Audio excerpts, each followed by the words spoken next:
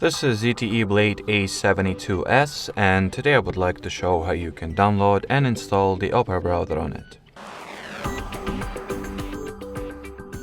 So to start, launch the Google Play Store, make sure that your device is connected to Wi-Fi, of course.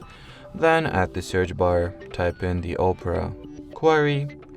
Once the needed app is found, hit the install button either directly from the search results, or you can also open the app info dedicated page and initiate the app installation from there as well.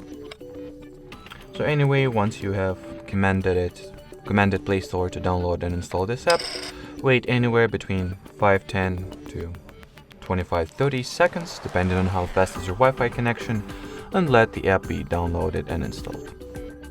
Once it is, simply launch it.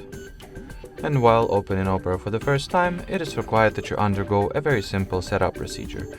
So firstly, hit the continue button right over here, then choose if you would like to set Opera as your default browser app, or you can simply skip this step.